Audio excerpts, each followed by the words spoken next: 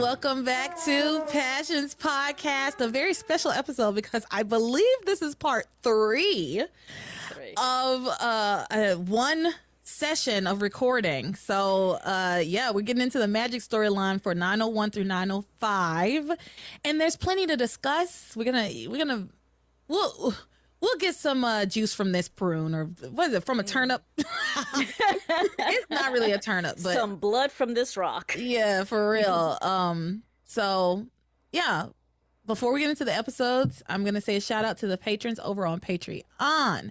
Thank you to Muna Shea, Lisa S., Zach, Sid, Sarana, Randall, Hannah, Camelia, Jeanette, Eric, Jamie, Fantasia, Sean, S., Larissa, Maria, Lisa, A., Jessica Jean, Laura, Karen, Uche, Paige, Casey, Garenge, Tom Bergeron, Stephen Winthrop, Daisy, Shane, Kelly C., Taylor Harris Crane, DJ, Kelly M., Rodo, Lisa R., Acacia, Natalie, Andrew, Jekyll Hyde, and MB, which is our Michelle here today. So thank you, Maria. Thank you, Michelle, for being here. Very excited to finish strong today. We're going to finish strong. We have been on this call since 11 o'clock this morning. It is now 4:05 p.m. Mm-hmm. And it's like, I started early today because I was like, oh, I'm going to be done by 5 o'clock today. Wrong again, bitch. The lie detector determined. The lie detector determined that was a lie. Yeah. Yay. So, can I tell you how happy I am that you did not use that not once during the Ethan and Gwen conversation? Because that was something you would do. I should have. Nope. No, I should have. In the part can't where go back. Damn, I missed my opportunity. A missed opportunity from me. Nope. Damn. Okay. Fine. Fine. Is there anything I'm forgetting to say before we hop in? No, I think we're good. All right. We're talking about 901 through 905, people, and we're getting into the magic storyline. Yeah. So here we go.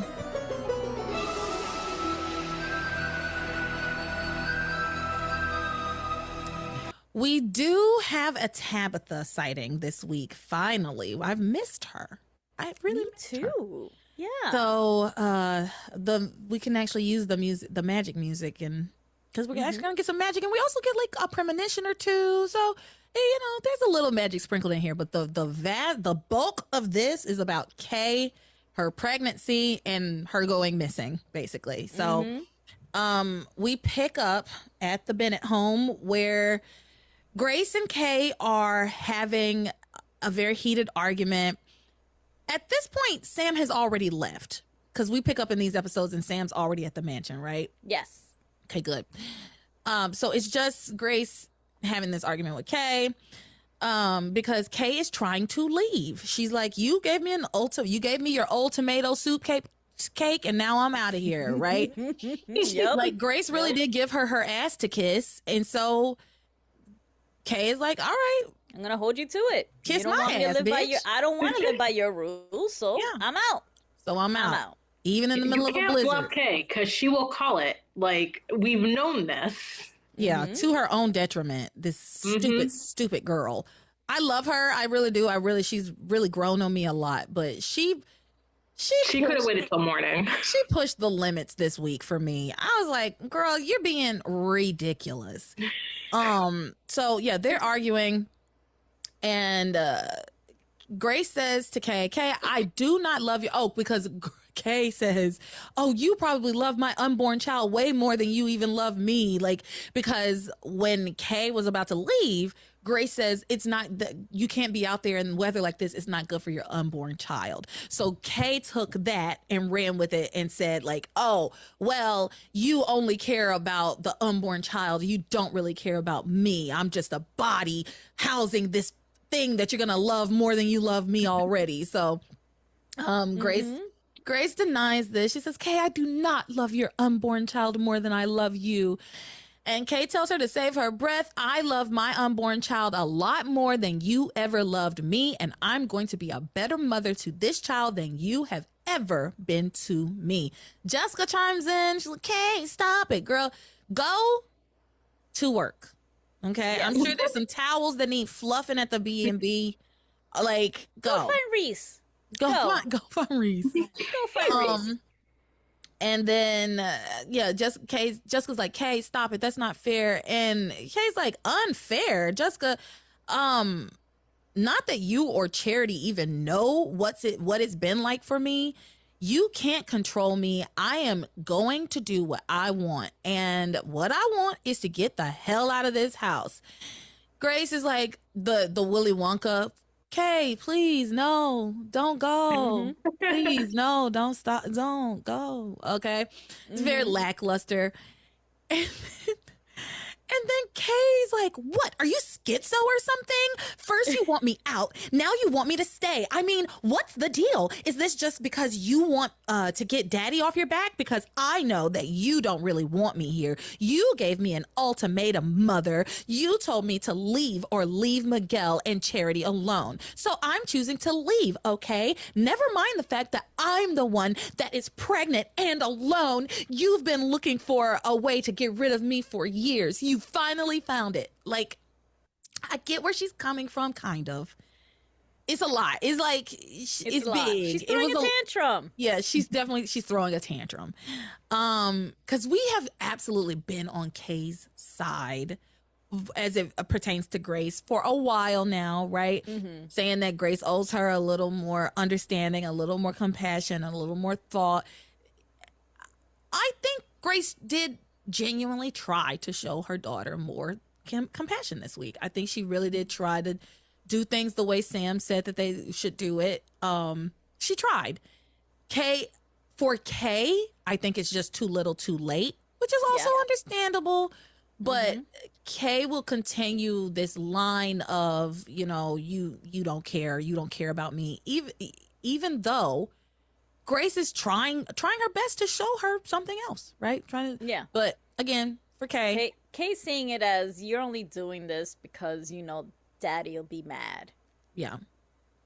That is not genuine. So she doesn't think that Grace is genuine. She's only doing it to appease her father. Yeah. Because Kay genuinely believes that her mother does not care about her. I believe that. I don't think that that's her being hyperbolic. I don't think that's her being, as Jessica calls her, a drama queen.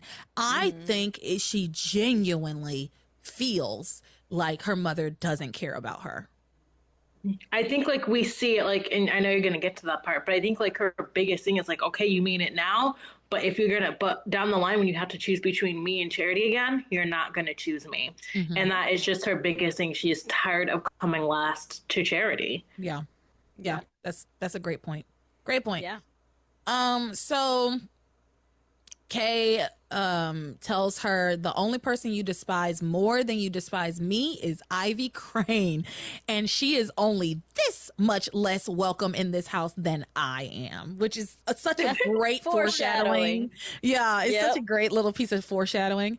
Charity pleads with Kay to stay, and then Grace makes an attempt at like trying to build a bridge, trying to, reach out to her daughter.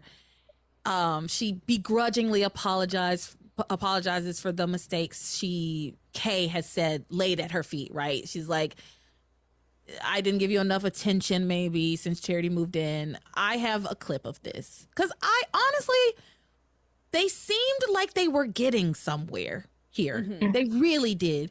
Grace really seemed apologetic. Grace really seemed like she meant it. And Kay kind of seemed receptive, but to Michelle's point, she's gonna say like basically, well, I have two clips. I have this Grace's apology, and then Kay's like response to her. But let's watch the apology first.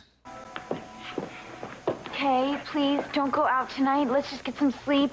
You can work things out with Aunt Grace and Sam tomorrow. Why don't you stop calling them your aunt and Uncle Charity? Both of my parents love you like you're their own daughter. Wait, hold on. Actually, they love you more than me. Okay, that is not true. They always take your side over mine, Charity. So from now on, I think you should call them Mom and Dad. Kay, I'm really sorry for anything I did to make you feel this way. Well, first you moved into my room after your house burned down in the fire, and from then it's just been pretty much downhill. Kay, that is the cruelest thing that you have said so far. Jessica, why don't you shove a sock in it? Better yet, make it one of Reese's. Oh, God. Oh my God, so good. You know, I'm not interested in anything any of you have to say, so I just want to get out of the house. Okay. Despite what you believe right now, I love you very much, and I have always loved you.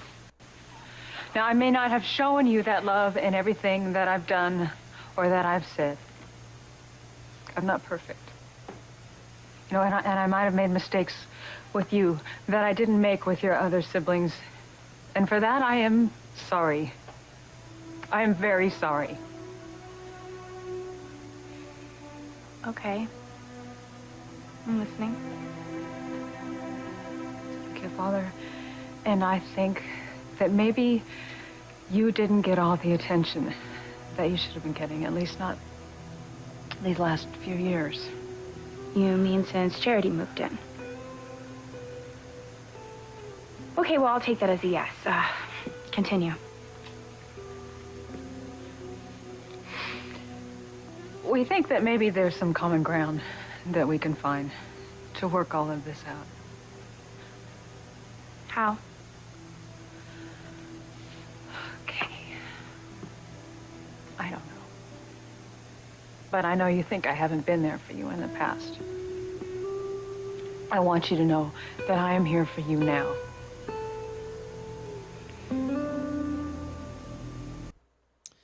Okay, so there's that clip.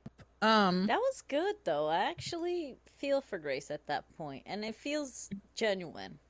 I wrote in my meant notes that Grace is talking to Kay as a mother should, like, because how long has Kay been saying, like, you do not treat me the way you treat everyone else. You don't care about my feelings. You don't care about me. And Grace has always brushed her off.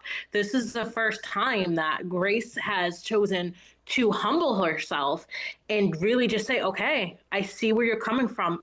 And I am sorry. It's the first time she's ever validated Kay's feelings about anything since this started. And you can see that got to her. That was like really touching for her. Yeah. 100%. 100%. I wrote in my notes that they had are having a very like well-tempered, much needed like connection in this moment. And the thing is, we give Grace a lot of shit. But Grace does love Kay. She just doesn't love Kay necessarily, though. She doesn't show her love to Kay in the way Kay needs her to show it, right? Yeah. But she does love Kay, and I think this could have been like a starting point for Grace to kind of learn better what she needs to do to show Kay that she does love her and that she does care about her, and for Kay to take she would have been able to take the out, right? Like she was about to leave, and then she would, if she could just accept her mother's apology in this moment, we could move forward, and you don't have to go into the storm. And it's, but things do not go the way that, this ain't Little House on the Prairie, Mm-hmm. like, so even though Little House on the Prairie has some, I've seen some episodes that were a little like dark. I'm like, oh man, y'all kind of going there on this. Yeah. Okay, so I have another. Was not, it was rough. Yeah, that prairie, they was on the damn frontier, baby. It wasn't. This ain't no cakewalk around these parts. Nope. Yeah. Nope. Those Ingalls, they knew what they were doing out there. They know how to hold their own. I'll say that. Mm-hmm. Okay, Kay, the next episode, the next clip. Uh-huh. The next clip, they continue this conversation. So here we go. You want to be here for me? Yes, Kay, I do. So you'll support my pregnancy? Kay, I will be here for you. I'll help you get to the doctor. Anything I can to make this pregnancy as smooth as possible. And what about my happiness?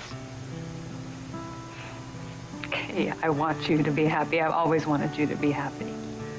So you'll help me get what I want to make me happy? You'll help me be with a man who makes me happy? Kay, I am certain that you will meet a wonderful man. I am sure sooner than you think. I knew it. I've already met a wonderful man. I told you a million times, Mom, Miguel. Miguel, okay, the father of my child. You've always said that a man should take responsibility for his child, that he should marry the mother, right? Except when it comes to me.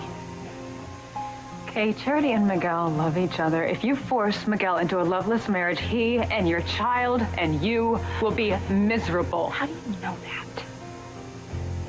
I mean, is it one of your stupid premonitions, or are you just wishing for my unhappiness? Okay, I only want what's best for you, and I am telling you that if you make Miguel stay in a relationship with you, when he loves someone else, when his heart belongs to Charity, you will be making a huge mistake. If you really love Miguel, you will let him be with the woman that he loves, and that is your cousin, Charity. That's it. All right, I've had enough of this. I'm so out of here. No, Kay, you're pregnant and you cannot go out in the storm. You don't watch me. So, Kay, Grace actually gives her the support and the advice she has been needing, actually. Yes. She's telling her what she has been needing. I have no problems with the advice that Grace just gave Kay, with her saying, Miguel loves somebody else, and if you force him into a loveless marriage with you, everybody's going to be miserable. Nobody wins. Like, you will end up making yourself, your husband and your baby miserable. And that is correct. That is true. She's absolutely right. This is the kind of advice she needs to have been giving her. Kay, but not at this moment. No, I don't think. What? I think. Here's what I think personally. Okay. I think in that moment when Kay said, "Will you help me be with a man who makes me happy? Will you help me? Whatever." Right?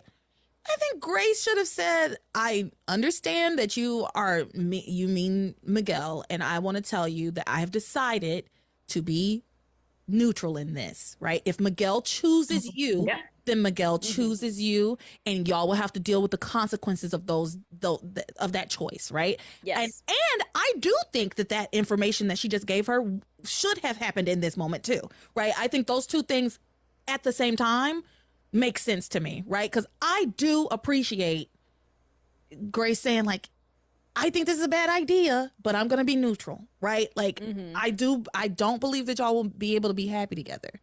But if he chooses you, y'all are adults, you're making adult decisions, and you're going to have to deal with the fallout of those decisions, whatever they may be. Maybe you will be happy. Maybe I don't know.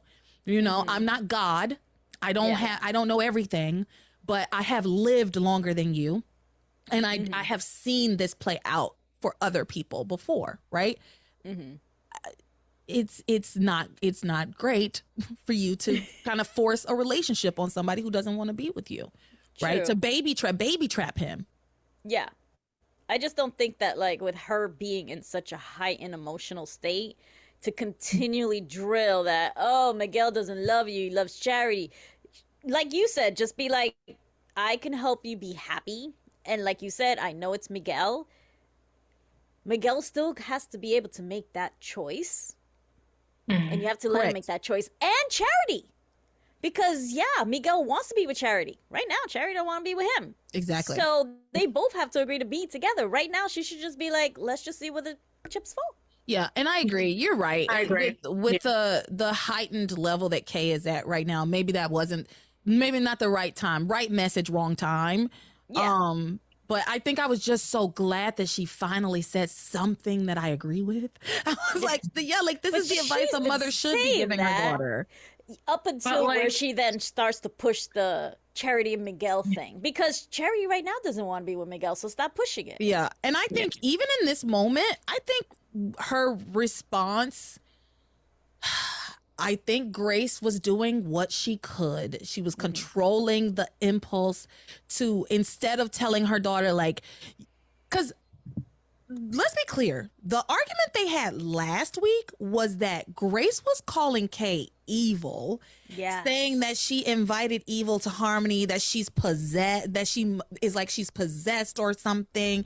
Like this definitely was a much more toned down version of what Grace has been trying to say to Kay. And so I think that's why I also like appreciated it a little bit, because it's like we know how Grace feels about this situation. We know, but she's trying her best against her instincts, against everything she really believes, to try and find some middle ground with her and Kay. And I do see that it maybe not the right moment, Grace, maybe not the exact right moment, but it was solid advice. Yeah. It was solid advice. I do think that if she had, stuck with what you guys said, which was, I promise I will be neutral on this. Like, I won't take any sides in it. Whatever happens between the three of you is for you to decide, and I'm going to support whatever comes from it. That would have been enough for Kay.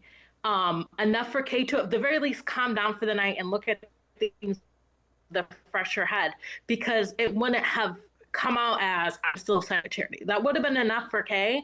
And then they could have maybe grown from that and started repairing the relationship. And then she could have started listening to Grace's advice more openly.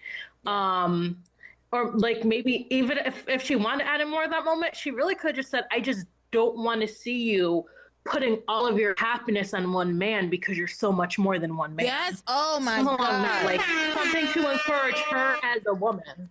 Thank you so much. Oh, yeah, that one. Thank you. That is the other layer to this, is that she should be encouraging all of her girls to not put so much of their worth into these boys, right? Yes. Like, the minute she heard Charity say, like, I don't want anything but Miguel. I never wanted anything but Miguel. She should have been like, oh, baby, let's get you to a therapist. Let's get you some hobbies. Let's get you to a pottery class. Let's find some. Do you have any interests other than Miguel? Well, because that you're right now, you're not a fully formed person. No, I agree 100%, Michelle, that she could have steered that conversation in a more positive direction that was more Kay focused, for sure. Exactly. Yeah. Because right now, no one's on Kay's side in that house. The one person that was on her side had left. Abandoned her. Well, he went to do a job that he needed to go do. He didn't need to do that. And he went to do his job, and she was there with no one to sort of be on her side. And she was getting a little bit of a little olive branch. I think it could have helped pull it in, but Grace fucked it up. Grace did kind of fuck it up a little bit. I feel, I appreciate her instinct went back to protecting Charity. Yes. Sorry. Yeah, I think she probably should have left Charity out of it altogether, right? Because honestly, when she said, I think you'll find a wonderful man, and then she says, you don't, if she just frames it as you don't want to be with a man who doesn't want to be with you, right? It'll just make y'all miserable, fine. But when you start dropping the names, like, Kay doesn't want to hear you say Charity's name at all. This is about me. You know what I mean? So it's like saying like Miguel loves Charity. It's just a jab at her. Exactly. Kay feels like a gut punch to her, I'm sure.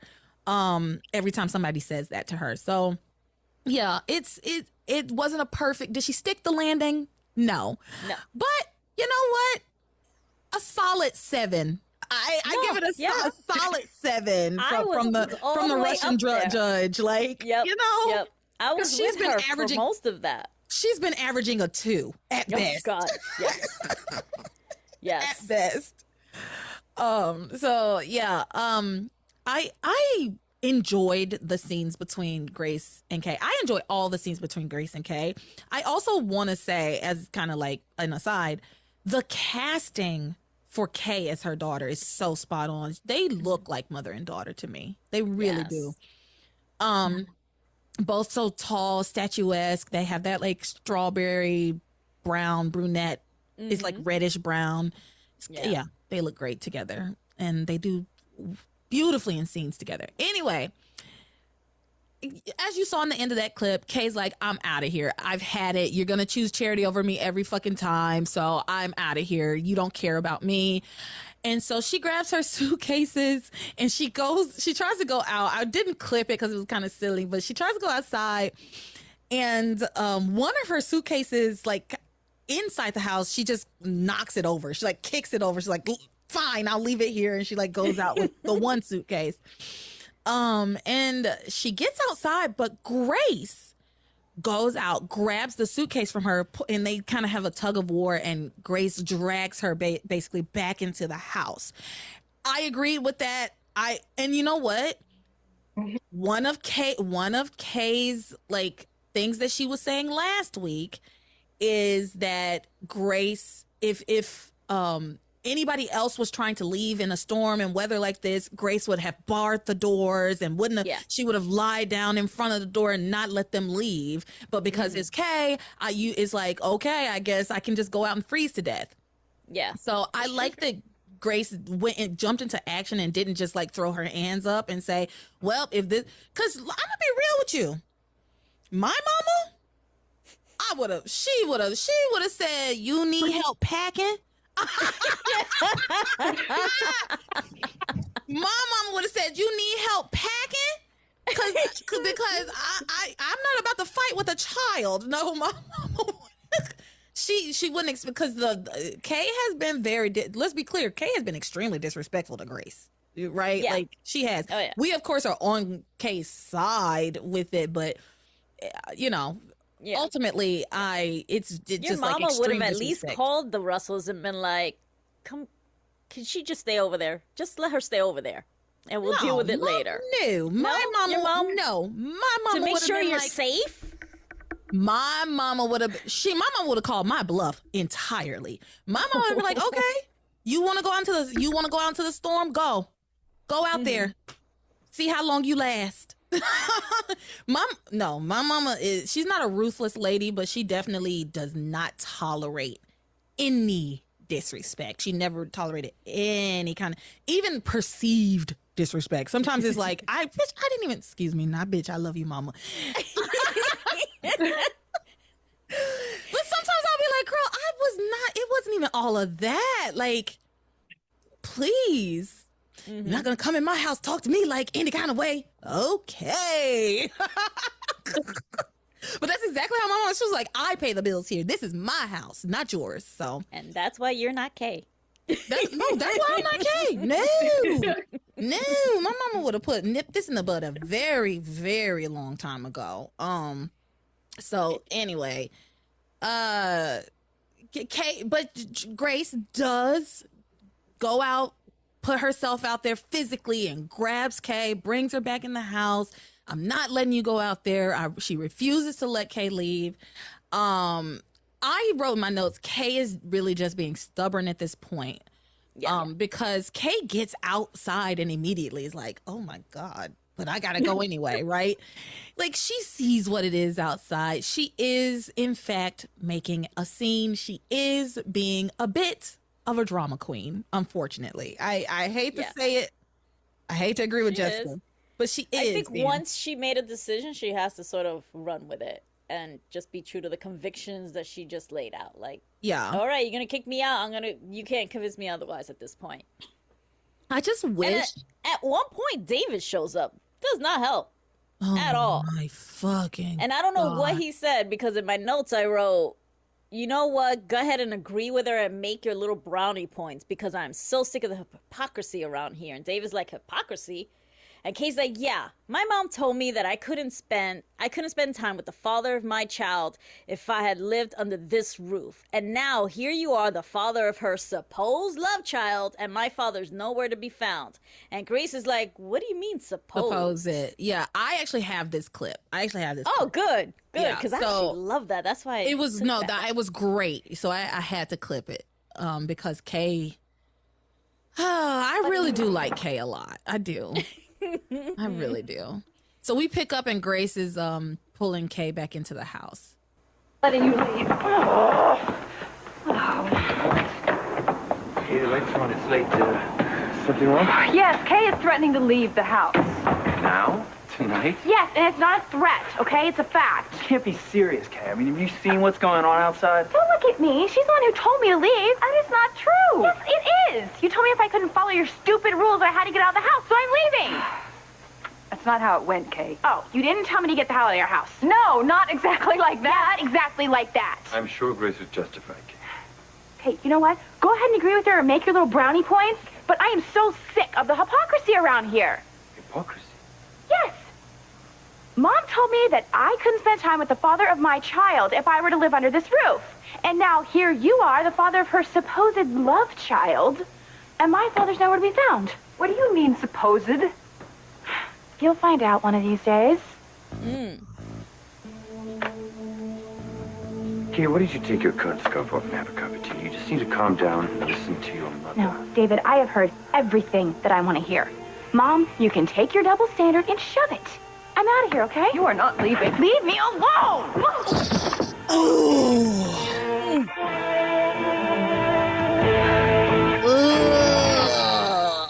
God, Kay. Kay, are you crazy? And Grace, are you all right? I didn't mean to push her so hard. Come on. Mom, can I get you anything? Hey, cool cloth? No, John. I'll be okay. Are you okay? Mom, I can't believe that she did this to you. I feel like this is all my fault. Shut up, Charity. It's not your You don't even know I'm here. I don't even know why I stayed this long.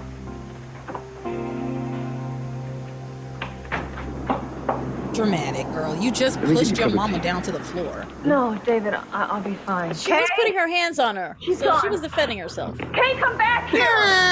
And Grace, she's gone. Oh, she can't go out in this storm. She will freeze. And her I'm going after her. We'll all go. I help you. Me too. We'll find her, Aunt Grace. We will. Hey!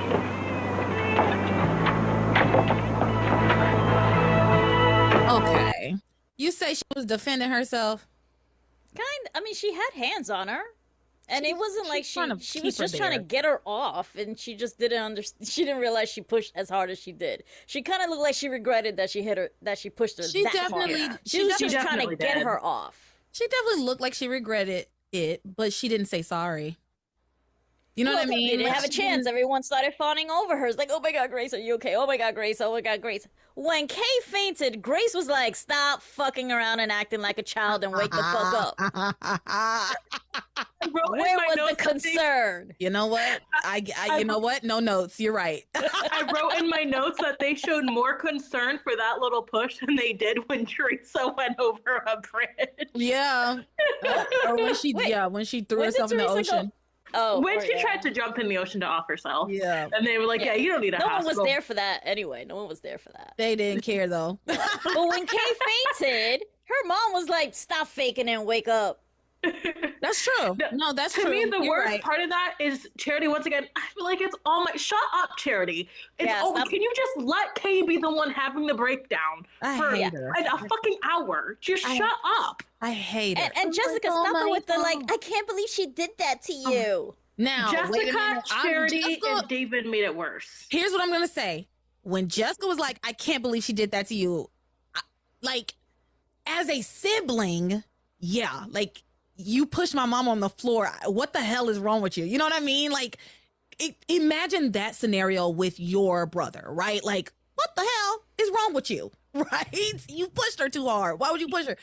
I guess I also considered, I don't know, when I saw her push Grace, all I could think about was like imagining like myself pushing my mama now. And like, honestly, when I was that age, my mama she wouldn't have fallen to the floor. She was very sturdy. Yeah, she was quite sturdy. In fact, my mom like body slammed my sister more than once. But, but listen, there's a lot of stuff that went on in my household. But I guess now I'm like thinking of my mom at the age that she is now, and like, oh my gosh, I got like shivers thinking about like pushing her so hard that she falls. Oh no, mommy, I'm sorry. Yeah. I'm so sorry. Yeah. Oh, no, gosh. great. And Kay did look like she was like, oh fuck, like I didn't mean to She push didn't her mean it. that hard. Yeah. She She just didn't wanted her to mean get it. off her. But she was That would being, have been the second time she grabbed on her. yeah, she didn't mean it, but at the same time, it's like she had made a big deal about the fact that Grace wasn't doing enough to keep her from going, right? So now Grace is like physically, because last week she quite literally made a comment about how Grace would physically stop anybody else from going out in that storm. She would move hell and high water. So Grace is doing that for her. She took the note. She's doing what she was asked to do, really. So, yeah, I agree. I don't think Kay meant to push her that hard, and she definitely looked like she felt bad about it. But yeah, I struggle to say like, oh, well, Grace had hands on her. Grace was doing what Kay has been saying she wanted her to do. Care.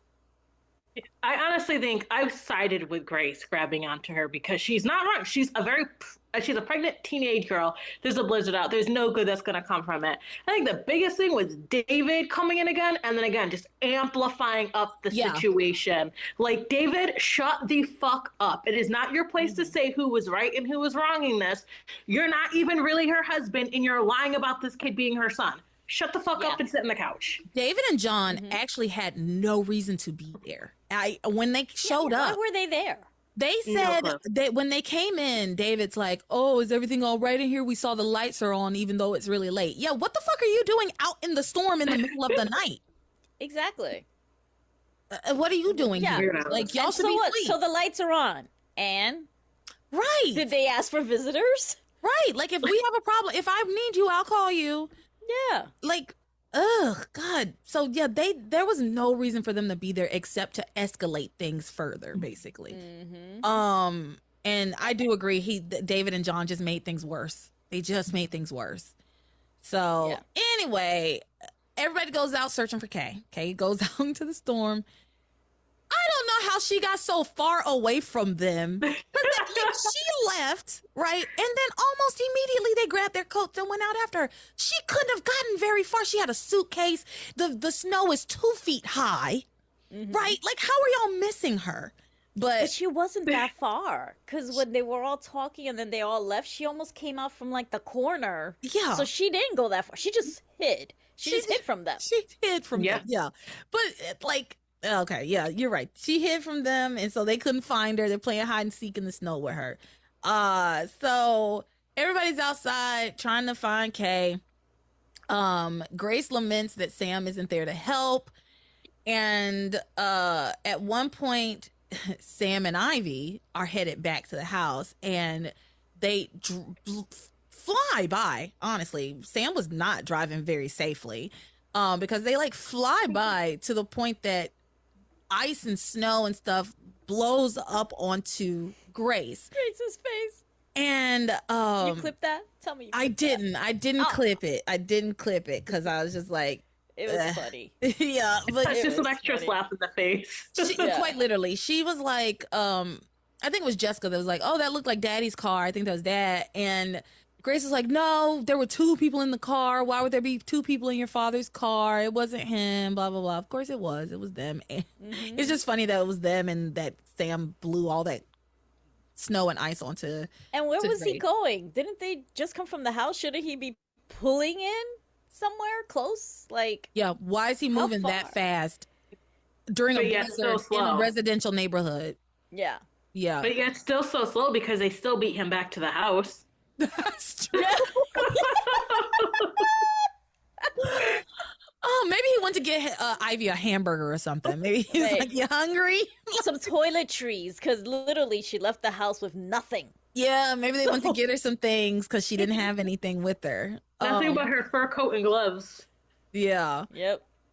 So they come back to the house, beat Sam back, and they come back to the house so that Grace can dry out and so they can kind of warm up some. But they're planning to go right back outside into the storm to look for Kay. Grace is wondering where Sam is, but she says she's certain he's somewhere very important. Cue Sam skipping through the front door with Ivy in his arms. Oh, bridal style. Child. Grace says, "Sam, what on earth are you doing?" And honey, I fear I have to agree with Grace. What the hell is she doing here? Also, why are you carrying her? She's been to the Bennett house in her chair without any issues getting in. My assumption And we is saw the her snow. walking. We saw her. She could dance. I don't I get it, there's snow, but she could stand enough to do her little dance with Sam. She pushed herself for that to have that nice little scene. Stand your ass up, walk these couple steps to the door. I'm already risking my marriage. Let's go. She shouldn't be there. She shouldn't be there. But And I'm she assuming shouldn't that have it's been the dancing. snow. Eve told her she shouldn't have tried standing and dancing. It was going to cripple her even more. For life. Yeah. Yeah. She said, nope, I want my dance. No, yeah. And then but she sat back down and haven't gotten back up because I'm sure she's recovering from that incident. Yep. I mean, that was what, a week ago? Because this is New Year's Eve, technically. Oh yeah, it was like it was like the celebration for the engagements, right? It was a couple days before. Yeah, it was Ethan and Gwen's, which was only a couple days before the other weddings. Yeah, Ethan and Gwen's wedding reception for the traditional father and mother of the groom dance. That's what it was. By the way, why is there not a father and mother of the bride dance? Why is it just for the groom? So how come Pilar? It doesn't exist. How come Pilar didn't dance with Alistair at Antonio and Luis's reception? I mean, Antonio and Sheridan's reception. Because Alistair don't give a shit about Sheridan. I'm no just matter saying, what. but what about tradition? Well, but it's like the mother and the father of the groom dance together. Like Ivy and Sam dance together because they're Ethan's parents. Oh, so that's it would have to be if it was Pilar, it would have to be. It would have been with Martin. It would have been Martin. Sorry. Yeah. But still, hilarious. Because Harmony don't care about the bride's family. He says, "Fuck that family. It's just the grooms come together." Women are trash in this world. They hate us. They hate women. This show hates women. It does. All right, so. Yeah, Sam comes skipping through the house with Ivy. Should be Grace, but Ivy in his arms. Grace is like, what the hell are you doing with her in my house? And Sam explains everything that happened at the mansion and that every hotel and inn in town is booked. You know what? Sit her ass in the lobby of the B&B. Yeah. In the back office. The back office at the B&B or something. There's something there for her, where she can sit and be warm and she's not out in the snow. And sure, she might be uncomfortable, but fuck, she deserves to be uncomfortable. Yeah. Yeah, but he says, I had no choice but to bring her here. You had every choice. You could have chosen at least 5 other things instead of bringing her here. At least I could probably name 10, but we're gonna leave. The church, Father Lonigan will let her stay at the church. It's the only useful thing he would have done this entire show. That's such a good point. The church, the station. Like I said before, he could have technically asked Pilar, taken him over there. He could have. The youth shelter. He could have taken her to Well, Kay specifically says that the youth center is closed. So, but he could have taken her to, well, you know what? He's the chief of police. I'm sure there's some phone calls he could make, right? Mm-hmm. Didn't Luis have those keys anyway? He does. Yeah. Cause he is the director at the youth center. That hasn't come up in 500 episodes, but yeah. Yeah. I mean, there's choices, but he made this choice, so let's talk about it. Grace says to him, after he says he had no choice but to bring her here, Grace says, and that's where you were this whole time? I was trying to get in touch with you. Your daughter is out in the blizzard. She's pregnant. She's run away from home, and you're out there cozying up to your old girlfriend, and now you've invited her to spend the night. Where is she going to stay, Sam? What is she going to sleep? Or no, where is she going to sleep? In our bed? Now. Because Sam's not. I know what you're going to say, because I'm going to say it too. I feel like I'm sorry, I lost my train of thought. Oh no. Sleeping in the bed. Who has already slept in that bed? Well, yeah. Grace. If Sam was in the mood to turn things up a bit, to get a little spicy, he absolutely could have rebutted with, well, David's already slept in our bed. Why not Ivy? Why not Ivy? But well, David's my husband. Well, then leave. Yeah. Well, then go with David. Leave with him. Yeah, go with David. Stop living in my house with another man in my bed. The house I built with my bare hands and bare chest. Yep. Yeah. But I do understand why Grace is so upset, right? Yeah. And at that point, she should be like, David, could you just leave? Because this is bad optics. Oh, yeah. Yes. Well, she wants him to stay and help. I understand. It's all hands on deck at this house. Yeah. But I forgot, I neglected to mention that Grace did try to call Sam like a couple of times and could not get a hold of him. In fact, I believe when he was at the mansion, because I remember seeing his cell phone and I feel like he saw it and didn't answer. Yeah, I'm pretty sure he said there was a scene where it's like, it's just Grace. I'm sure everything's okay. We had something happen at the house. She's probably trying to get an update. Like he thought Grace was trying to update him and say like everything's calm. And instead of verifying, he ignored it. Yeah. And so I think that also informs where I fall on this, where I land on this, which is firmly with Grace against Sam in this moment. So meanwhile, Kay is out in this storm trying to think of a place to go.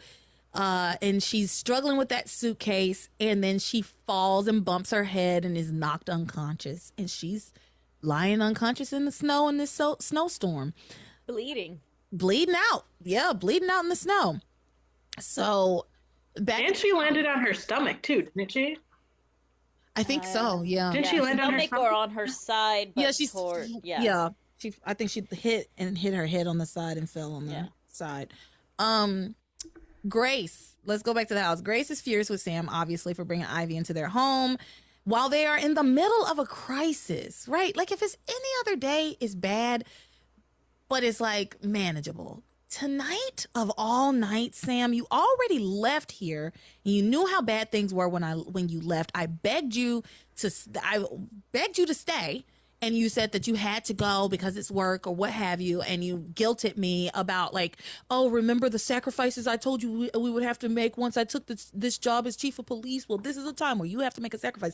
And then you deliberately withheld the fact that you were going to the Crane Mansion on purpose, right? And then you come back with Ivy in your arms. There's no defending it for me. For me, I know other people might be able to. I Where's Karen? Maybe Karen will have some defense of it. I can't see it. And I get like, if you hate Grace, it's like, yeah, great. I love this. This is great, right? And on some level, for the drama of it all, I like it, right? But as far as like who's right and who's wrong in the situation, Sam is completely wrong and Grace is right. Like you left and our daughter was in crisis. She was smashing shit in this house and you just left. So anyway, she says, while you were out rescuing your old girlfriend, our pregnant daughter ran out into this raging storm with no money and no place to go. I mean, anything could have happened to her by now. Sam blames Grace. Like he already was treading on thin ice with me. He was. I'm on his side on this because she was the one that made that ultimatum to begin with. Oh, brother. I mean, sure, she made the ultimatum, but she walked it back. You can change your mind. She walked it back. He wasn't there for that. He wasn't there for that. But he didn't see it. I mean, I think it's not just her. Go ahead, Michelle.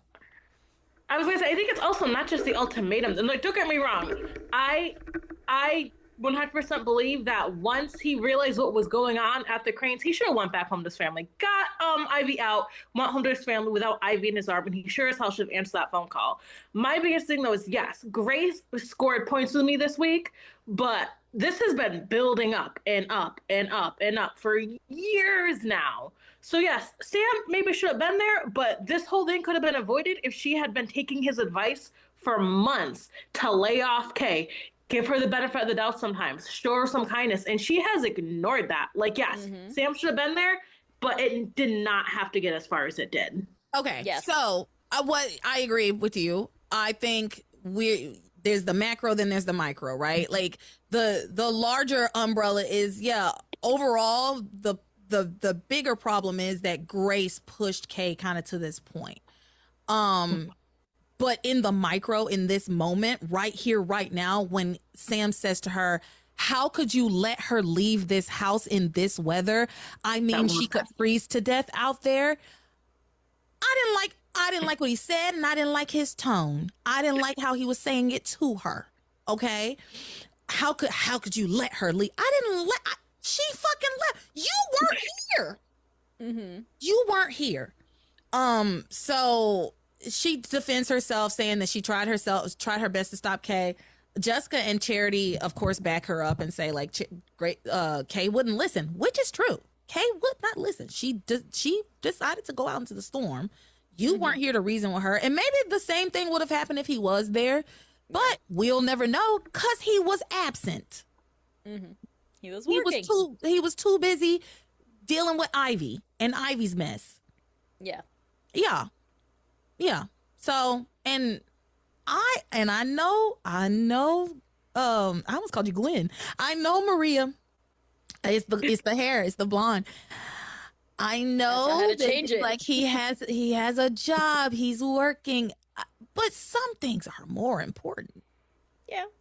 Some things are more important. He was looking out also for his other officers who are already out there dealing with this shit. There was no one else. And again, I will reiterate what I said earlier, which is when they told him it was at the Crane Mansion, I could see if it was like he was going to a disturbance at a place where he didn't know any damn body, and it was like, okay, maybe there's something. It's at the Crane Mansion. Call your son and ask what's going on. Do I really need to come up there? Right? Like, is it urgent? Call your son. Teresa. You even know Ivy, right? Like, call you know so many people at the Crane Mansion. The way Teresa was already acting, she was threatening to like fire people if they didn't get somebody to get. She wouldn't have said that shit. House. She never would have said that shit to Sam. She never would have said it to Sam. As a matter of fact, when he showed up, you weren't. It was last week. When he showed up, she was surprised to see him. She actually was I think she was a little bit ashamed of what was going on in there. She didn't want him to see her acting the way she was acting. Yeah. But then she decided, you know what, whatever, he's here, so take her. She didn't back down. I don't think she ever would have used that tone with Sam Bennett and told him, because she also knows that Sam would have told her, little girl, you ain't gonna do shit to me. You're not gonna do anything. Because remember when Ethan used to take that same tone with him. Ethan used to do that same kind of like, my family pays all the taxes in this town, and Sam was like, okay, and you're just another citizen. Yeah. So I am the law. I don't think Sam would have been able to really even take Teresa seriously, because he said it multiple times. I've watched that little girl grow up. It would have been like, don't make me call your mama. Exactly. Which I also thought it was interesting this week that nobody called Teresa and told her what was going on at the hospital with Antonio. Next week. I was like, next week. She doing all this shit, getting drunk. Her brother is dying. They were fine. Spoiler alert, they do tell her, and she uses it as an excuse to go rushing into Ethan and Gwen's room. And it works, though. He goes to be by her side. Yep. I remember that. It works. Yep. So we'll get there next week. Anyway. Yep. On Passions Podcast. Now, let's get back to Grace and Sam. So, Grace defends herself against Sam, who's saying, how could you let her go out of the house? Yada, yada, yada. And she says to him, you just had to run off on some urgent police matter, which turned out to be a rescue mission for Ivy. Damn it, Sam, I needed you and your daughter needed you, and you weren't here. I told you that you were the only person that she would listen to, but you weren't here. You had to run off on some. Oh, I just said that. Yeah. Anyway, I somehow have it twice, but That's okay. whatever. She says, You probably and then came back from a commercial break where they resaid the same thing. Yeah, must be. She says, and to make matters worse, you lied about where you were going. And Sam's like, no, I didn't. I told you I had to respond to a domestic dispute, which I did. And she says, which you knew was at the Crane Mansion. And he says, I knew it involved Mrs. Julian Crane, which could have easily meant there were, it was Teresa or even Rebecca. I had no idea it was about Ivy. And Grace is like, she's not buying it, basically. And then Sam's like, we don't have time to fight about this. I agree. He's like, we don't have time to fight about this. Not with Kay running around in this storm. And then Grace tells him, don't you dare try to blame me for this, because this wouldn't have happened if you were at home. In fact, if anything happens to Kay, I'm holding you responsible. Now, this is where things do take a turn away from Grace for me, right? Like she starts to get a little too hot, especially considering, as Michelle pointed out earlier, on the macro level, this is kind of Grace's fault, right?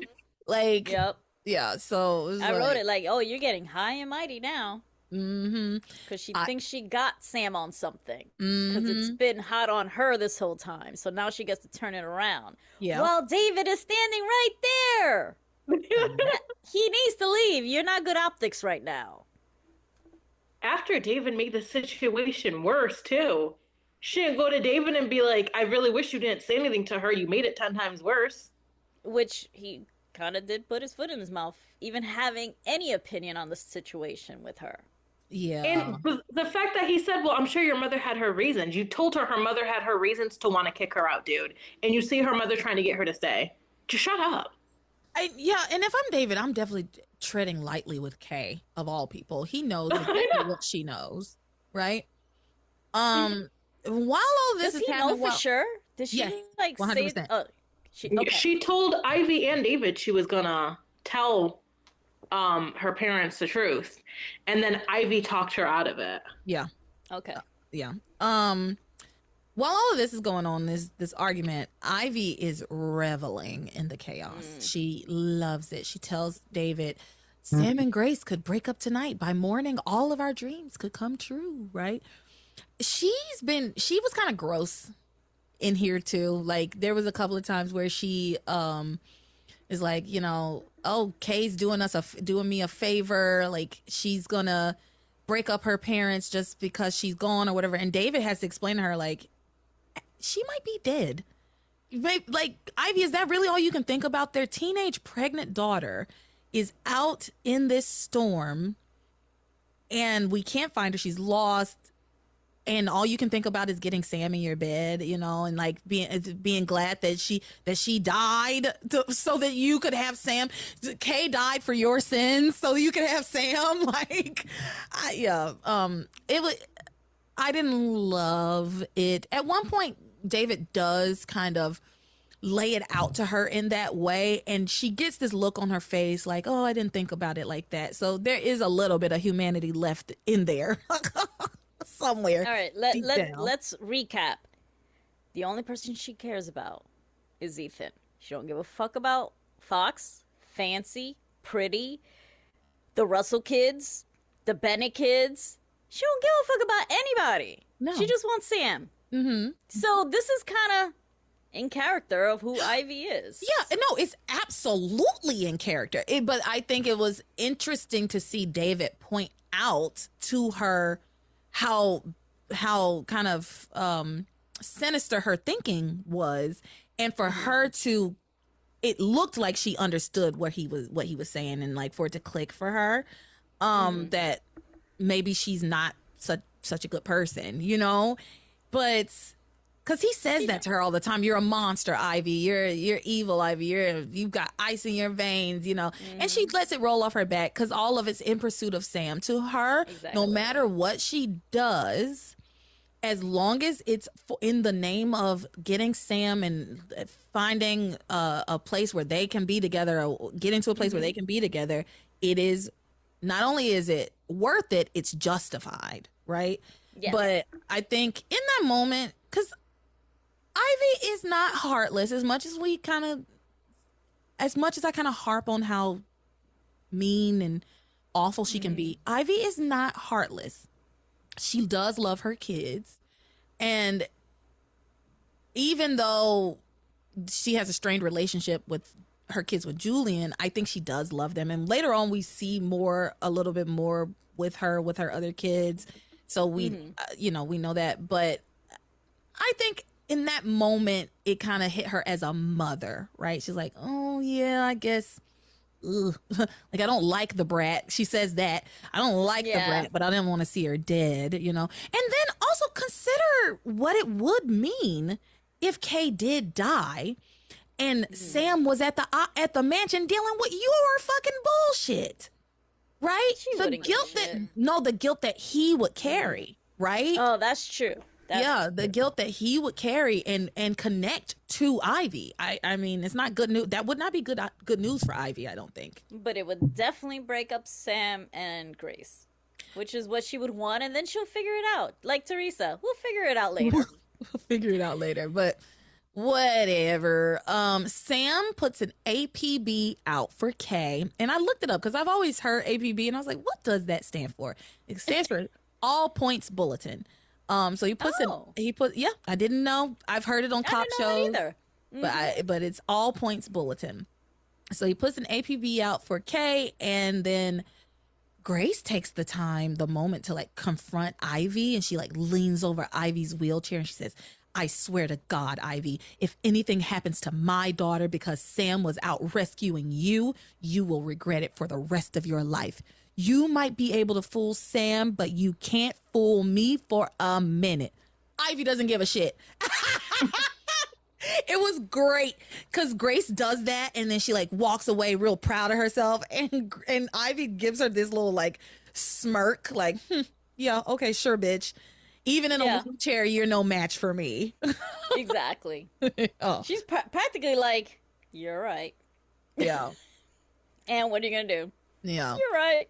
So at this point, David. I mean, Grace tries to be a bitch, but so I was just gonna say Grace tries to be a bitch, but she doesn't realize Ivy has had years and years and years of practice. Like you're not gonna intimidate her. You're not gonna out bitch Ivy.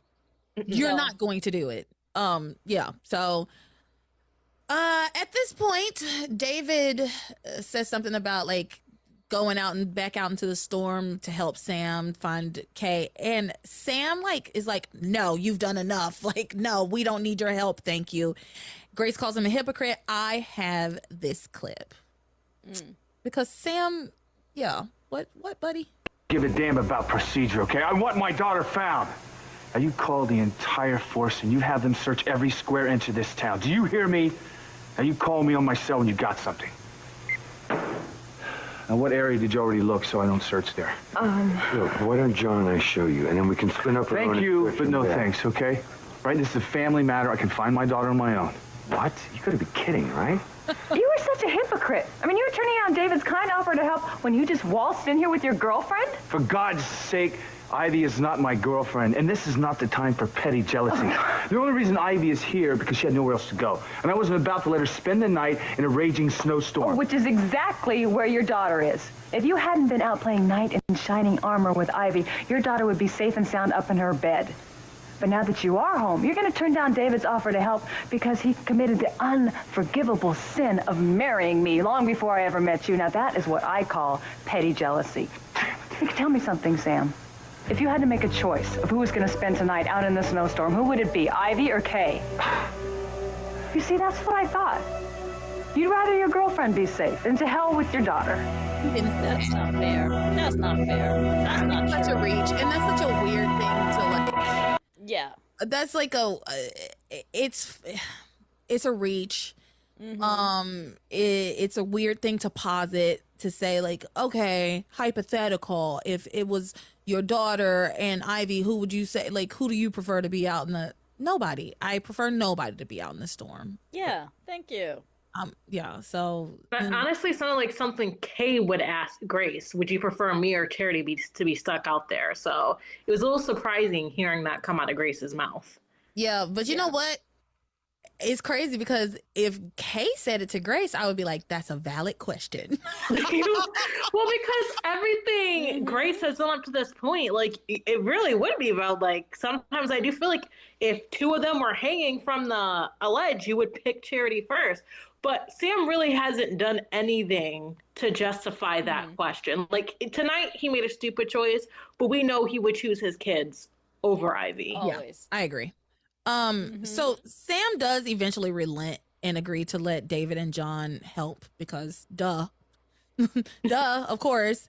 And meanwhile, in the kitchen, John and Jessica are trying to console Charity. Like, girl, pull yourself to fucking together. My God.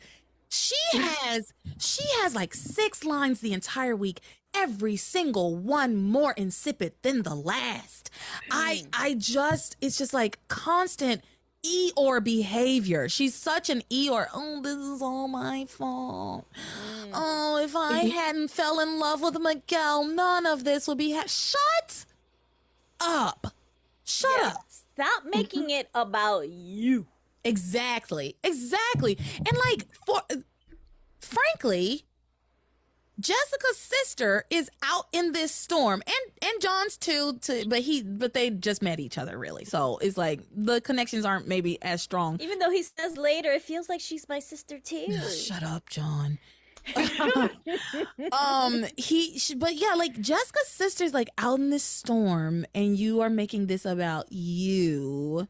Like, girl, do something, make some tea, come up with something to do to help. No, you know what she does? She gets a premonition. A useless one. Yep. And that scares everyone. Another useless one. She makes everything worse. She actually ends up making everything so much worse because she gets a premonition and she says that she sees Kay in the street and blood in the snow around her. And then she doesn't want to tell anybody about it. She doesn't want to tell Sam or Grace. And John and Jessica both are like, no, I think you should tell them. I mean, I guess that's probably already what they are envisioning in their minds. Like, I feel like when in moments like this, when it's like these emergency situations, you do imagine like the worst case scenario in your mind. So like, is that a premonition or is that just Charity thinking of the worst case scenario? You know what I mean? Yeah. And yeah, it's no helpful everyone information. Takes it serious. Everyone takes it serious anyway, so the second she says it, they're all just going to be like, oh, yep, that's what's happening. They're like, oh my God, Kay is dead. Like, so she does eventually tell them, like, I had a premonition and it was Kay in the snow and the blood around her. And Sam is like, okay, anything else? A street sign? Something helpful, perhaps? A landmark? Anything? Coordinates? Anything. And she's like, no, that's all I saw. I didn't see anything else. But she did see something else. She saw the phone call, and then everyone had a grimace face over it. Yeah, she said, oh, I did see a phone call, and that Sam got a phone call, and then everybody was like really worried afterwards. It was bad. It was really bad news. So then the phone rings, ring, ring, ring, and Sam does get that phone call. And it's one of his officers telling him they found a girl in the snow matching Kay's description, and she is dead, gone.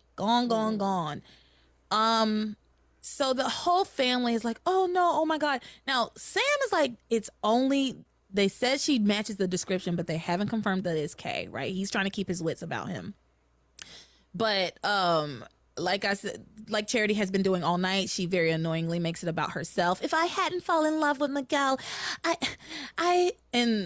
she goes, I've killed my cousin. You're so I really wish someone would have been like, you know what? You kind of did, because not once this entire night has she asked anyone else if they're okay. Not Jessica, not Charity. I'm sorry, not Kay. I'm sorry, not Jessica, not Grace, not John. It's always been about how it's her fault. And then she always uses the smallest reason why it could be. So, people could be like, well, that's not your fault.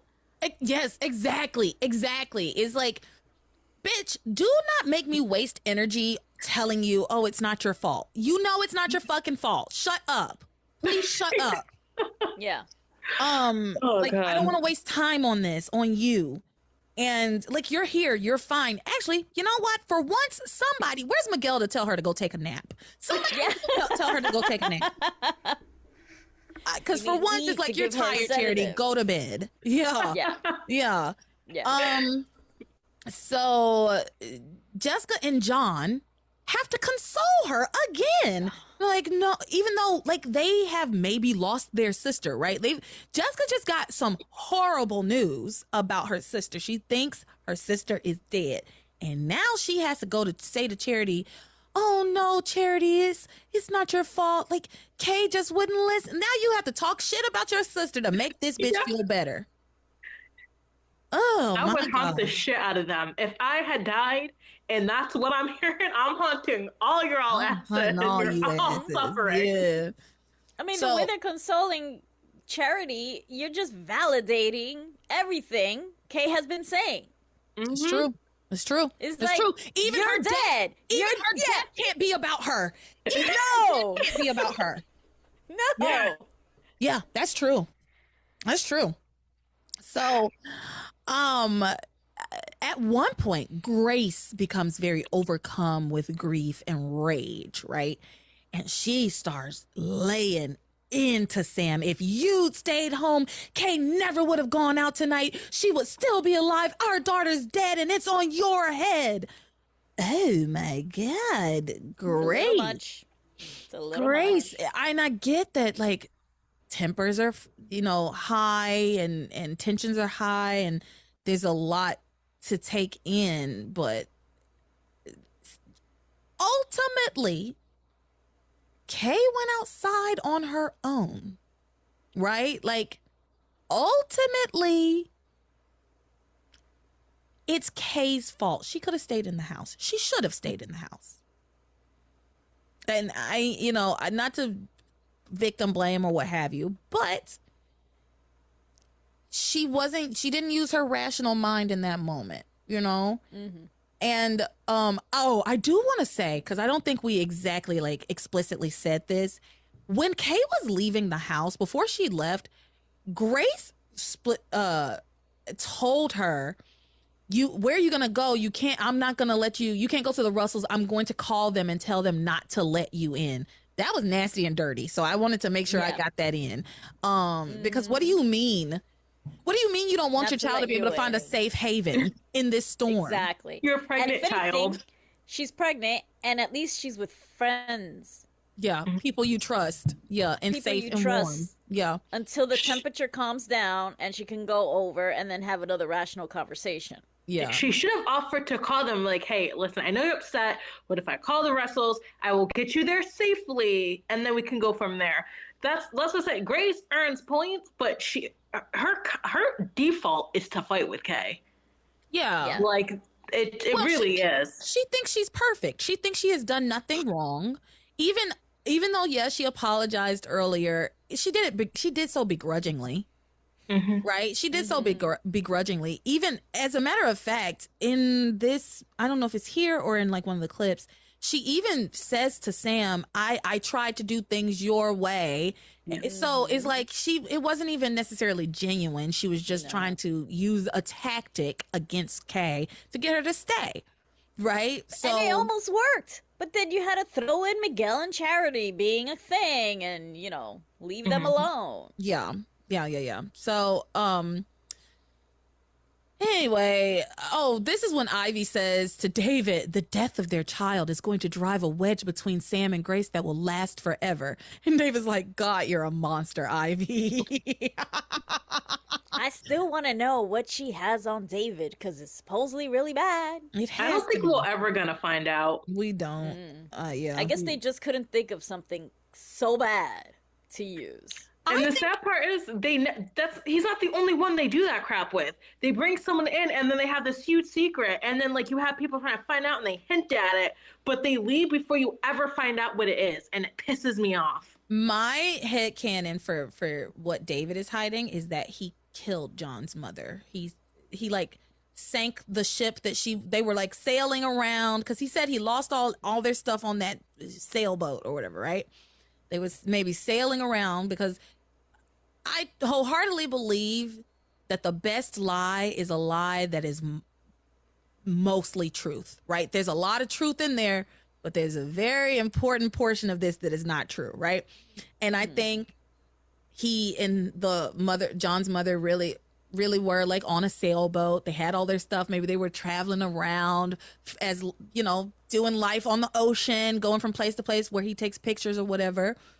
And I think maybe for the insurance money, I don't know, he sank that boat. And perhaps he didn't kill her on purpose, but she died on that boat. But nobody ever found out that she was dead on that boat, right? Like, that's, for me, it has to be that he killed John's mother. It has to be. That's the only thing to me that's like the big enough secret for him to do all of this shit with Ivy, to me. My thought was that maybe he kidnapped John. Like maybe John wasn't even biologically his kid, or maybe he was his kid and his wife wanted to leave him with John, so he took off with John, and just the mother still doesn't know where she is. That's a good one too. That's a good one. That's a good one. Yeah. My headcanon will still always be that he was Faith's husband. That is a good one, though. I love all of our little, like, you know, these little threads that we create. I love it. And that's why he's in love with Grace, because she reminds him of Faith. I like that. Oh, that means when Kay was trying to hook up John and Charity, he was trying to hook up like brother and sister then. Yeah, I don't know how like much if she was David Faith's husband, knows right? about John's crush on his I mean, he's willing to crush on his cousin. So, sister? Right. Yeah. So meanwhile, Kay is out in the snow, but she does come to and manages to get up, because we know she's not dead. Manages to get up, and she's trying to find shelter. She's like, I got to get out of this storm. But she keeps falling down. She falls again. She falls unconscious in the snow again. The family then gets news that Kay is not the dead girl in the snow. So they're all like, okay. And Grace tries to apologize to Sam for coming in so damn hot. And he's like, not now. I can't deal with that right now. And so Sam, ever the super sleuth, they go out. This is crazy.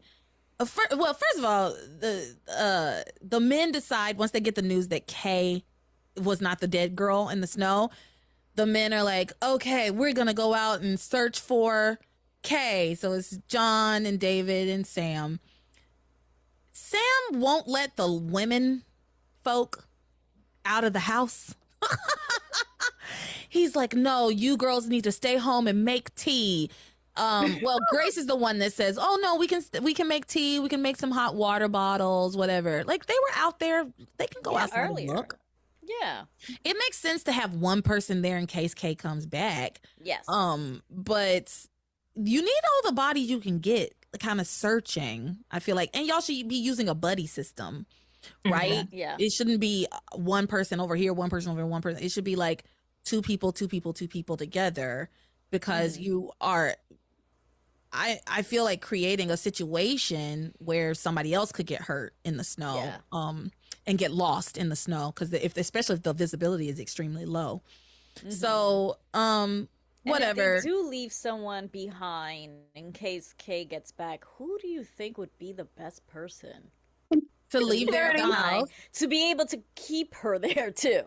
Because I feel like anyone she left behind to like keep her there, she'll still like not like them and want to leave. I feel like it should be Charity, because she'll stay long enough to just go at Charity as much as possible. That will keep her in the house. She's like, nobody's here? Okay, let's go. Right? No, I think, you know what? I think it wouldn't be crazy, because there's 6 of them, right? John, David, Sam, and then there was 3 women. There's Grace, Charity, and Jessica, right? So I think each guy can team up with one of the ladies, and they can go about. And they could have asked Tabitha to come over and wait at their house until she came back. You know what I mean? They could have. They asked her to do all kinds of other stuff. It depends on how far Tabitha is to then ask Tabitha. Next door. She lives next door. Oh. Tabitha lives next door. So, yeah. Which makes it crazy you shouldn't go there first. Yeah, go over there and ask, like, hey, can you wait at our house while we're searching for Kay? Because she's an elderly woman, but she can be useful in this moment. You know what I mean? We're not going to have her out and about in the snowstorm, but she can come and sit here and wait for Kay to get back. She's a friend of the family, you know. So. And her and Kay have a good relationship, and Kay has told other people, like, yeah, she's a little odd, but she's pretty cool. Like, Tabitha would have let Kay talk all the shit she wanted about Charity, and then would have convinced her to stay to push Charity out. She would have been like, why are you leaving? You need to get Charity to leave. Yeah. So, anyway, the men go out, the ladies stay back, hang back, and Sam, ever the super sleuth, walks right past his daughter, of course. Walks right past her. More than once, I think. I was like, and she's like calling, Daddy. Yeah. It was pathetic and sad. But he can't find her. I'm surprised that Sam didn't call Ethan. Because in times like this, he does sometimes call Ethan to help. He should have called Ethan. He should have called Sam. He should have called Luis. He should have called everybody. In fact, I had said last week that he could have called Luis when he was called to the mansion, because I haven't seen Luis at work. I haven't seen it in a long time. When's the last time you saw him in his uniform? Like, pick up a shift. God. It's your turn to pick up a shift. He's been planning for his wedding. It's all hands on deck, and we know what a farce that was. So yeah, you can come and help out. I need your help now. And you know what? I'm sure you want to get away from Beth. So, you know what I mean? And he didn't know what was going on with Antonio at the time. So I think he should have called, at least tried to call Luis and ask him to help. Actually, I think he wouldn't have called Luis because he thinks he's off on his honeymoon. Remember, they went to the Cliffside Inn. They didn't get married. He doesn't think Luis is on his honeymoon. But he still thinks he's out of town, right? Because originally... nobody knows that they went out of town except for Hank. And Hank only knew that because he called Luis asking where he was. Yeah. Yeah, why isn't he calling Hank? It's your own brother. Hank would have been the first, I would think, is the first person he would have called. And also Miguel. And Miguel. Right? Like, if it's just the men that can do it, call the men. Call them. You could have called TC. Yeah, what happened? No, he's stuck in a room. He's locked in a room. He could have tried at least. No, Michelle, you know what? That's such a good point. TC is his best friend and lives down the block. He should have called TC. He absolutely should have. Or at least call to find out if she went there. Yeah. Yes. To at least see if she went there. Yes. He's not a good cop.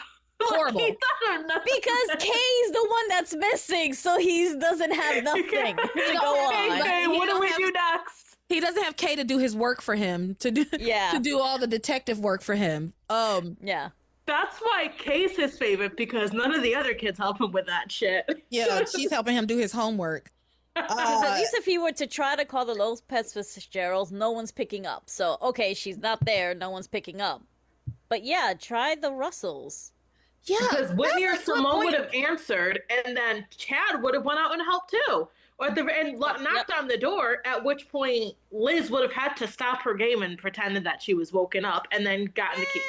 I feel like I'm usually so good at like seeing some of these little plot holes, but this is such a good point. They didn't make any phone calls to any of the people they should have called. None of them. They really don't give a fuck about Kay. They don't know Kay. No, they just don't know Kay or who her circles are. They really don't give a fuck about Kay. Because if they did, they would have been calling everybody to be out here helping them find their daughter. Man. Their pregnant daughter. Man. And Miguel would have been the first one they would have called, because if she's going to answer anyone in that blizzard and not hide from them, it's going to be the baby daddy, who she is very clearly a teeny tiny bit obsessed with. Just a little. Just a little. Just a little. But it's so out of character that she hasn't gone to go look for Miguel. Yeah. And guilt him as, oh my God, they kicked me out. They kicked me out. I have no place to go, Miguel. She's 10 feet from the front door of the Bennett home. She didn't make far. She's not far at all. She's not far at all. But they miss her. They don't find her. The snow is like starting to cover her. You can't see her.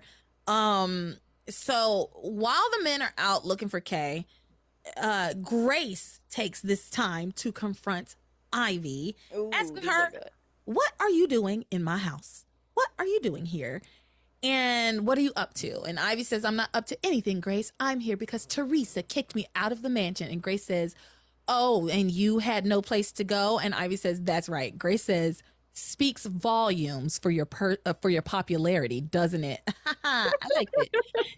And Ivy has the nerve to say, that's nice, Grace. Kick me when I'm down. And I love that Grace is like, oh, come on, Ivy. You're not going to play the victim here now, are you? Because, yeah, girl, please. Please. She's like, I am a victim of Teresa's viciousness. And Grace says, I'm certain that Teresa had a good reason, just like I'm certain that you are up to something. And I know it has something to do with Sam. And then she eventually tells Ivy, I had a premonition. And it was so funny because Grace was like, Ivy was like, a what? He's like, a what? You had a premonition. Mm-hmm. But Grace is like, that I had a premonition that you were trying to take my husband away from me. Not that I needed one. Because, it's obvious. It's obvious. Which is what Grace says. Grace says, you've been kind of obvious lately.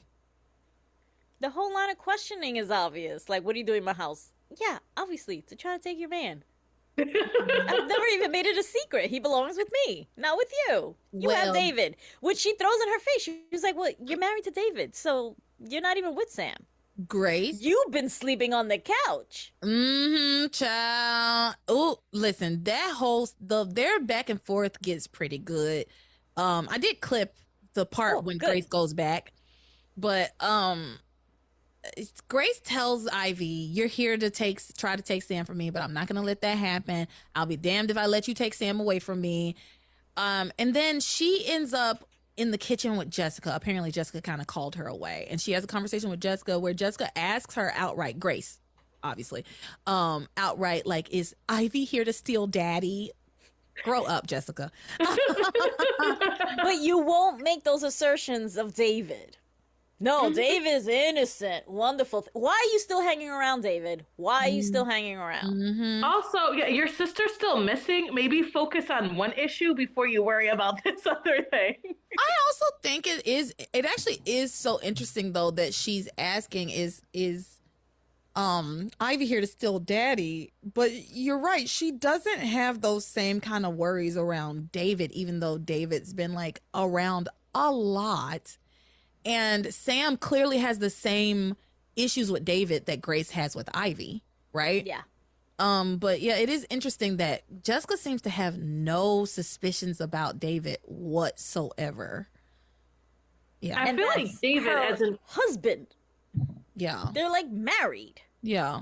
Supposedly, obviously. Yeah. I feel like David, as annoying as he is, it's a bit easier for him to come off as the innocent guy. Like, oh, I'm just the nice guy who's coming around. I don't want to hurt anyone. I'm just here because she's a mother of my son, even though I did kidnap her, but whatever. But then you have Ivy, who has always been a bit more intimidating. She's part of the Crane family, and she has been a bit more obvious in like an in-your-face way.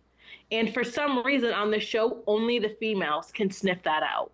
But they can only sniff it out about other females. Yeah. Though Sam has David's number. Yeah, Sam definitely has David's number. He does. So that one is also so incredibly obvious, right? And I mean, but that's the other thing. David has pretty much explicitly said that he loves Grace and wants to be with Grace, and he has challenged Sam over and over and over again. Ivy actually hasn't done the kind of challenging of Grace to her face that David has done to Sam. Yeah, exactly. Yeah. No, you're right. I take it back. I was wrong. I take it back. No, I mean, you do make a point because they do make the women the evil ones. Yeah. This is just the rare instances where it's David and Sam fighting over Grace. Yeah. And Grace doesn't help herself with the whole, oh, well, you know, he loves me a little, so I can't divorce him or annul because he loves me. Yeah. But, you know, it's also like what LeTara says. The show tries to make it seem as though David's like this person who's being pushed into it and he's the victim too. No, dude, you could have walked away at any fucking time. And you were getting paid before she started blackmailing you. Yeah. So he is in fact a predator. He is in fact a perpetrator. He is not a victim. Sure, Ivy's been blackmailing him, but he's still in love with her, and he wants her now. Yeah, you have said you love Grace, and you want Grace, and you're gonna go along with what Ivy has planned so that you can have Grace. So yeah, stop acting like you so above it all, David. Anyway, Grace tells, she reassures Jessica that her daddy's not going anywhere, and that everything's fine. She then goes back to confront Ivy again and says, you didn't answer my question before. What the hell are you doing here? Why are you in my house? And then she says to Ivy, because Ivy makes like a crack about her marriage and her troubled marriage. Yeah. And Grace says, all marriages have their ups and downs, and Sam and I will weather this storm. You should know that. Bottom line, Ivy, you don't stand a chance with Sam because he's my husband, and I'm going to keep him forever. Ivy can't help but respond in that special way that Ivy responds that we love so much, that thing you do. So I have this clip of Ivy because, Grace, baby, I don't know who the hell you think you are. You just love having two men fighting over you. That's really what it is. So Ivy's about to set her straight, unfortunately, because it is Grace's house and Grace is right, but. But she needs to come off her high horse a little bit. Here we go. You do realize that you're coming off as terribly insecure, don't you? But we'll get to that later. You've had your say. Most of it was not accurate, and I would like to correct you on a few points. Oh, yes. First, you keep referring to Sam as your husband. Well, Grace, you and Sam aren't married. Not legally, anyway. You're married to David. Second, you keep telling me you won't let me take your husband away from you. Well, back to my first point, Grace. I don't want David. I wouldn't dream of taking him away from you. Knock it off, Ivy. I don't have time for your sarcasm. Well, I'm sorry that I don't have anything else to offer tonight, Grace. I'm even sorrier that you think I have some ulterior motive for being here. What, do you think that I tricked Teresa into kicking me out of my own home? No, I think she had an excellent reason. Okay, Grace, I want you to get this very straight. You keep telling me you won't let me take your husband away from you. Well, from what I hear, you and Sam are already apart. From what I hear, Grace, Sam sleeps on the couch. You haven't shared a bed in months. How do you know that? How do you know the intimate details of my marriage? It's a small town, Grace. Word gets around, and the word is that your marriage is over. My marriage with Sam is not over. You know what they say about protesting too much? It's no protest, it's a fact. Well, you do agree that attacking me indicates a terrible insecurity. No, I don't agree to anything. Look, I've been married to Sam for 20 years. Well, Sam was with me before he even met you, and we have a child together. Although nothing has happened since.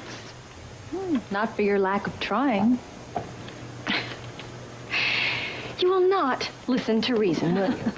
No, not when the reason is yours. And not when I have this strong feeling that someone is trying to undermine my relationship with Sam. Someone very close to me. And my feelings are always right. Okay, Grace. You got me. Your feelings are right on the money. Someone close to you is trying to undermine your relationship with Sam. Now this I gotta hear. It's you, Grace. It's you. I think you want someone to come between you and Sam. Why would I want Because you want to be with David. Oh, that is nonsense. Is it, Grace? Admit it. Aren't you the least bit curious about David? I mean, be honest. Don't you wonder what it would be like to be in bed with him? Mm-hmm. To feel his hands all over you? You know what it's like to be in bed with him. But you have led a pure and moral life, so you need an excuse to get away from Sam. So you invent this scapegoat theory. You need someone to blame. Okay, I'm it. Yours truly. Blame me. Fine. I'll take the blame. You want something new. Grace, it's okay. You're human. I saw the way you looked at David. I saw the way you hugged him. I heard you tell him you are loved him. twisting things. Am I, Grace? Can you honestly tell me you've never had a fantasy about David? I mean,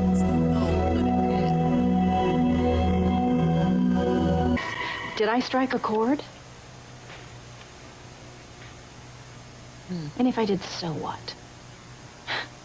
If you're fantasizing about David, big deal. I mean, is there really a sin in fantasizing about your own husband? What about you, Ivy? Do you fantasize about being with Sam, making love to him? Oh, yeah. I know your marriage with Julian was loveless. You fantasize about someone else being in your bed. Is it Sam? Of course. Well, you know what, Ivy? All you've got is those fantasies. Because I'm not going to let you into my house to cause pain. To stir up trouble here. she already in your house. You know,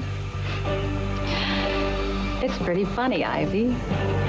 You live up to that name that they call you behind your back. Poison Ivy.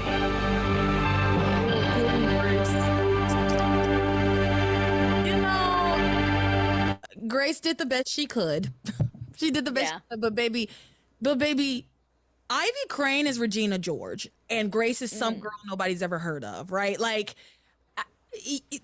you can't go. Grace is not equipped to truly go toe to toe with Ivy, and Ivy did such a wonderful job. And also, she's just so beautiful. My God. Yeah. My God. Yeah. What a beautiful woman. Mm-hmm. Ugh. Oh, when she was saying someone close to you, I thought she was just gonna say David. Same. That is because she's like, I sense someone close to me is trying to come between my marriage. Yeah, David. But the thing is, she and David are like working together. So I think the last thing she wants to do is like, yes, that's absolutely true. And like, but I think the last thing she wants to do is just even draw any attention to her and David's relationship in any way. You know what I mean? Mm-hmm. She does a lot to try to like keep them separated.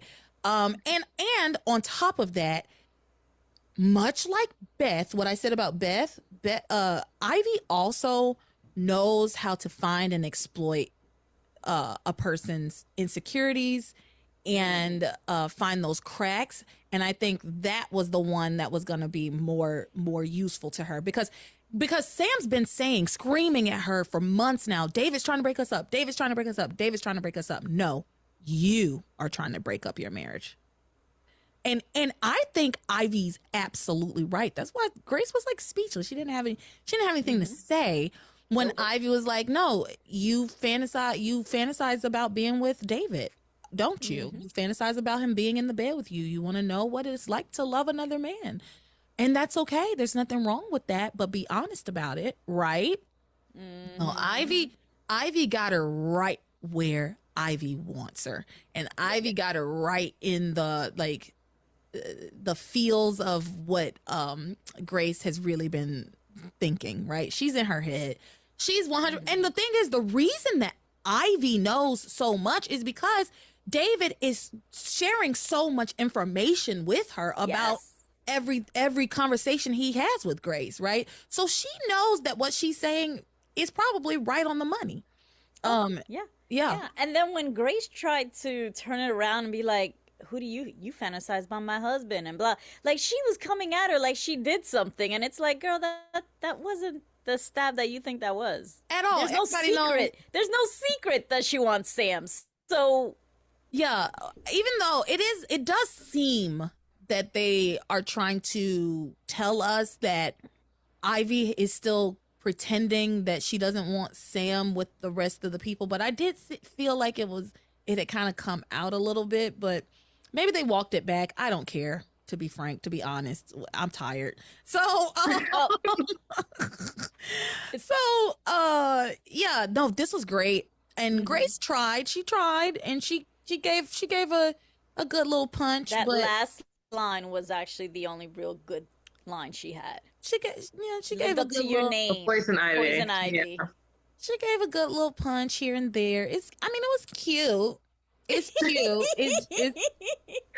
It's just not on Ivy Crane's level. You're just not there. Ivy's the big boss. She wasn't ready for the big boss. Ivy's the big boss, baby. You need to be ready. You better pack some better ammunition than that. Than some little a poison ivy. Girl, please.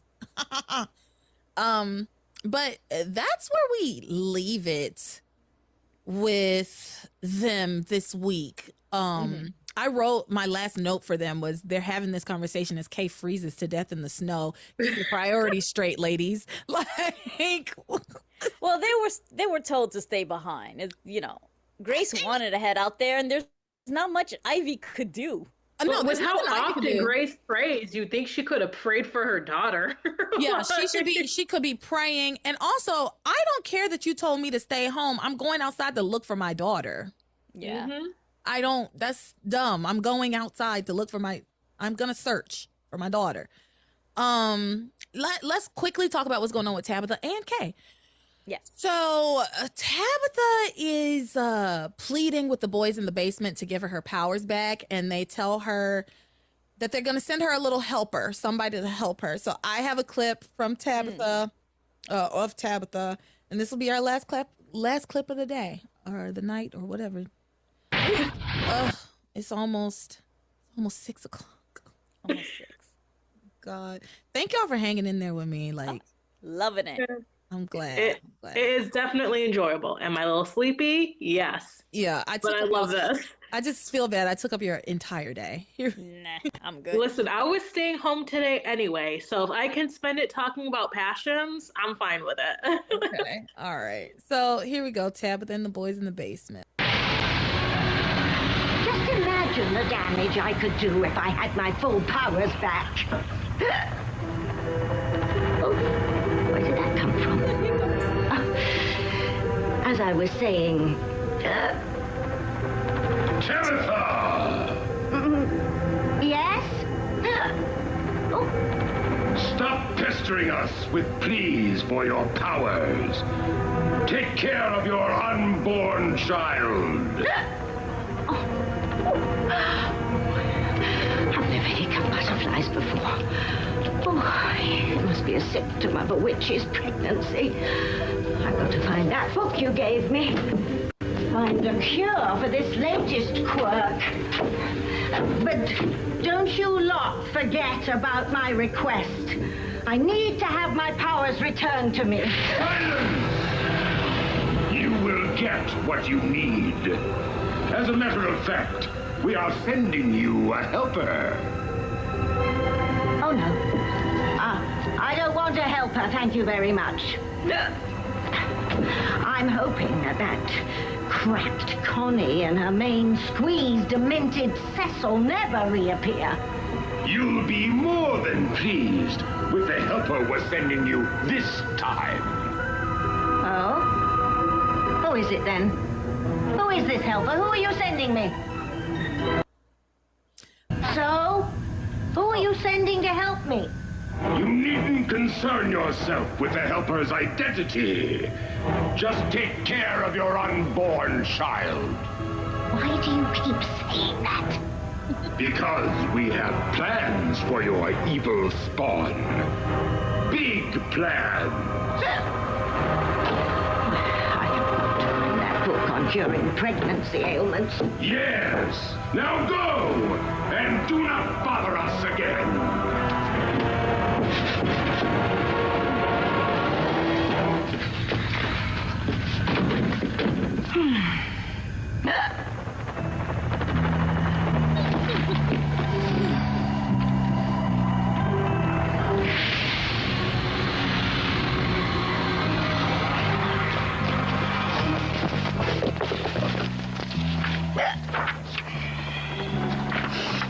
Butterflies.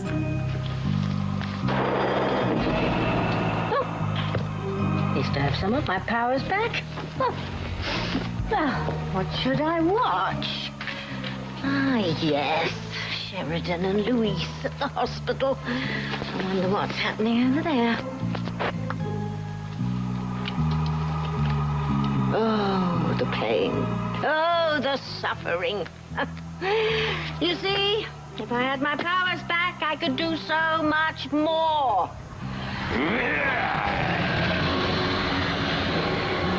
right, I'll stop nagging you. For now.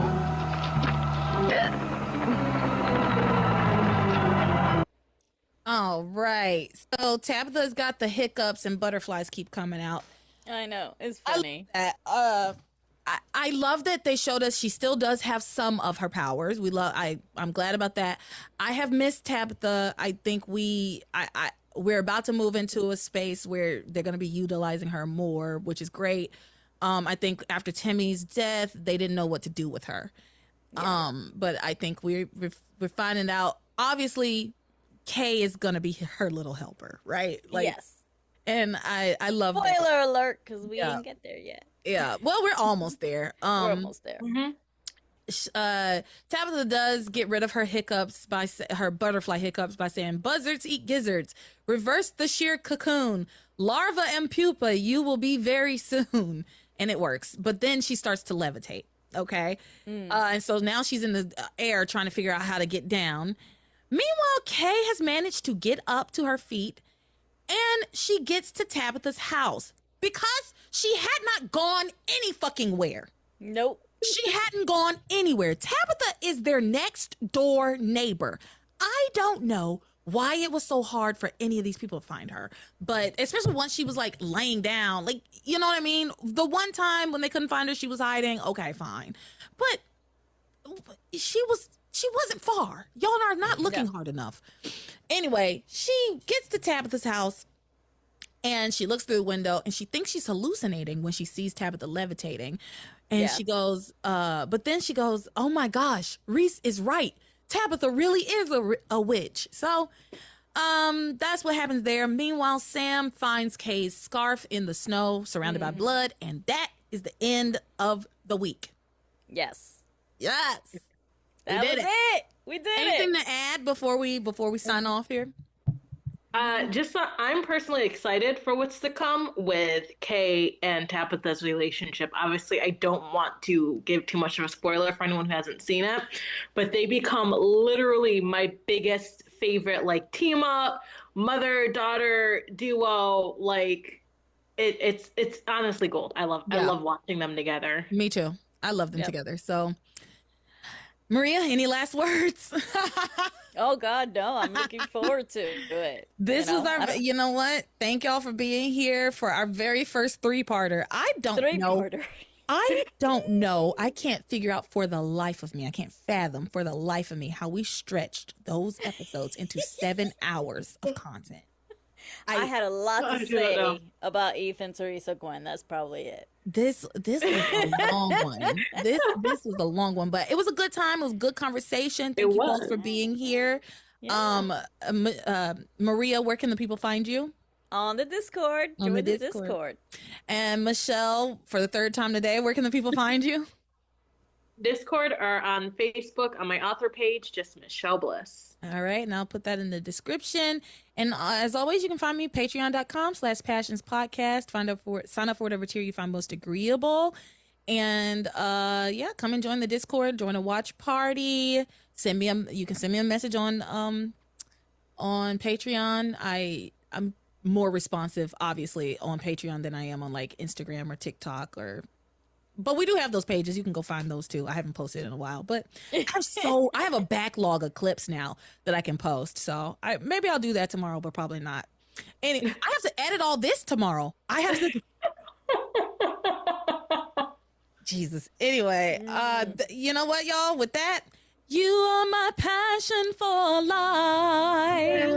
Bye.